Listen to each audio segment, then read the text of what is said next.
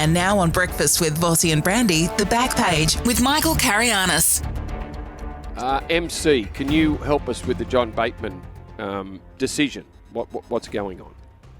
I'd love to, boys. Good morning, but I'm still none the wiser after it sort of broke late yesterday afternoon. The Tigers were sort of remaining tight-lipped over the situation until it becomes official, which should happen today. I saw Sam Burgess spoke about it over there in the UK, and he said, look, it's not done yet, but talks have happened for a short stint there.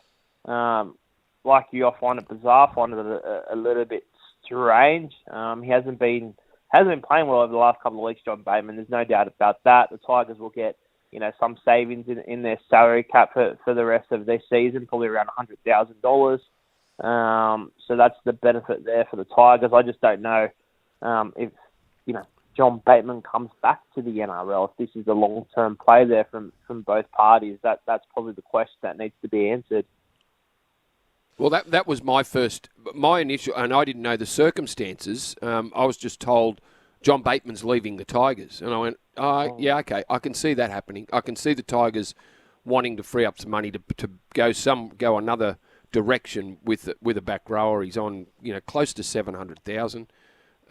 I don't know what happens with what was going to happen with the final 2 years of his contract, but I sort of thought, first of all, I can see that. But now this situation that we find ourselves in, here's a text that says maybe the Bateman situation is a personal well-being thing.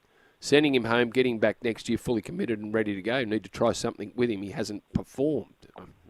That's a stretch. I don't know if that's it. That's a stretch. What about this question? There's so many questions, Michael. This one from Matt is a beauty.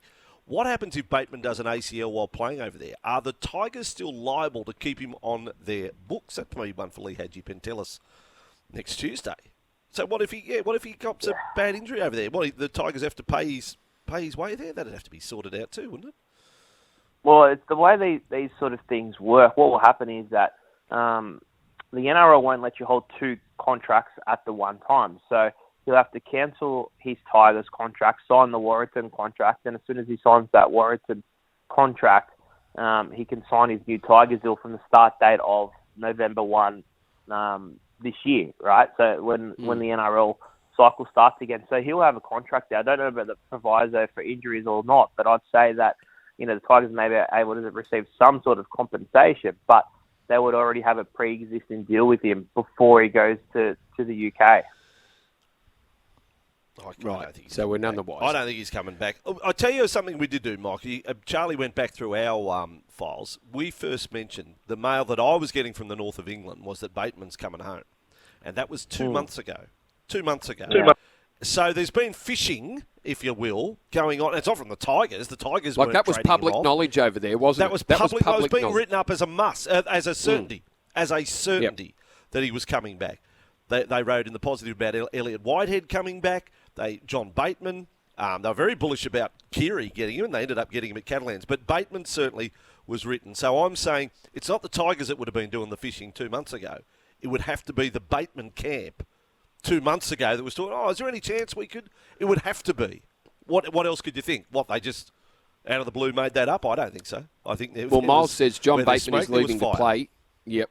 Bateman is leaving to play, but also visit his family / daughter now. So at the end of the year, he will be back to have a full preseason training for the Tigers.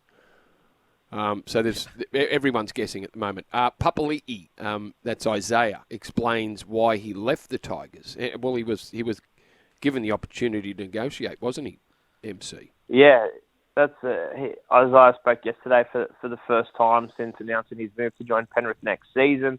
He obviously makes his comeback from an ankle injury this week against the Warriors, and he said that his contract expired at the end of next season, and some conversations with the club around where he was at in terms of extension or whatever the case may be. And the club said, look, we're not going to extend you beyond your current deal. So if you want to go test the market now, we'll let you go. And that's exactly what he did, and admitted that he hasn't played his best since joining the club from Parramatta, but it took one meeting with Ivan Cleary to convince him that Ivan wanted him, and he's off to join the Premiers next year.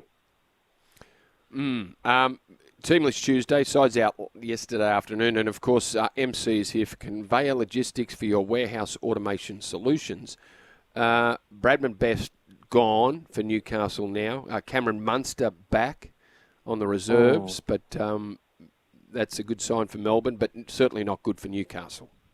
No, the Bradman one's interesting. Obviously, he's had hamstring injuries, throughout his young career already. Was in doubt for last Origin with a hamstring injury. This is the opposite one. He actually did this one in Magic round earlier this year, which ruled him out of Origin contention for game one.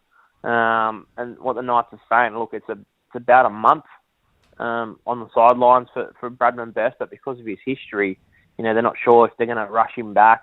It depends on how he's going, how they're going as well, how they're placed. But there are some suggestions that he may have played his last game this year, given the fact that there's only 6 weeks left in the competition. So they've got the bye this week, and then he'll miss at least 3 more games. And then if he's any risk of aggravating that injury, they're not going to risk him in the back end of this year, particularly if they're out of finals contention. Okay. Now, Michael, outside of that today, the NRLW, just an opinion from a journalist who's covered rugby league, it's your bread and butter. Brandy and I have said that it's now emerged as potentially the best women's sport in a sport that is also played by men. That's how that's how good they've become. That's how good the product has become. Where do you rate NRLW as sporting entertainment? No, I wouldn't have it that high up at the moment, boys. I'd have, the soccer and the cricket. I just think that just because they've been playing those games for long, and the advantage those codes have compared to rugby league is that the current crop of girls, a lot of them, haven't played since they were 6, 7, 8, right? So the girls at playing soccer and cricket have had that advantage of playing that sport for as youth, right? And that's what's going to happen in rugby league now over the next 10 years, that, the pathways are going to be in place. So I just think that league still at the moment, while it's getting better, it's still off a slower start than some of the other sports like soccer and cricket. No, that's fair. That's all very good that you've said there. I just know. See, we called it, Michael, just to go back over if people missed it in the first hour. Brandy and I called the women's game, and it was the Auckland Nines, and it sticks in your head that the game was only plays a fill-in. And Brandy, what you said, the girls didn't have awareness of what they were trying to do. They ran into each other, the collisions, the crowd erupted, and all of that. But the skill set that they have learnt since then to make the game like it is at the highest level, they are footballers and athletes now. And the product is on this. It's on this massive. It's skyrocketed in terms of the skills that you see, the techniques, all those things. I'm just in awe of what they have achieved in a short space of time. And that comes back to my point. The players now that are 20, 21, 22 have played 5 or 6 years, where the players beforehand hadn't. They were all sort of mismatched or just come in for a season or played a little bit of rugby or whatever the case may be. But now that there is some pathway system there, so you think what it's going to be like in 5 or 10 years' time when those players that were, 15, 16 have played since they were 10 or 7 or whatever the case may be, and they're going to be much more advanced. So that's probably just where I am with that. Compared to 5 years ago, it is ridiculous. Like, really, when you're calling that, it was almost unwatchable, to be fair, back in that time, but now it is highly entertaining. Yep. Agree. Well said, MC. When automation is key to your business's success, trust Conveyor Logistics for your warehouse automation solutions. MC, great to chat. Talk tomorrow. Hi, boys. And again tomorrow. I'll chat to you then. Yeah, not going anywhere. Not going to Paris like David Riccio. Jared Waitley's going to Paris. Others on SEN aren't. And we'll speak to Jared later in the program. But as I say, Mark Gasnier coming up out of 7:30. Be great to catch up with Gaz. It's not... We'll talk a little bit of rugby league with Gaz, but he's got an exciting new venture on his hands. Tag Rugby, it's called. Tag Rugby. We'll find out all about it with Mark Gasnier. Breakfast with Vossy and Brandy. Game-changing sound with Sonos this season. The ACE headsets, everything I hear about them, and anyone who's tried them said these are the best they've ever had.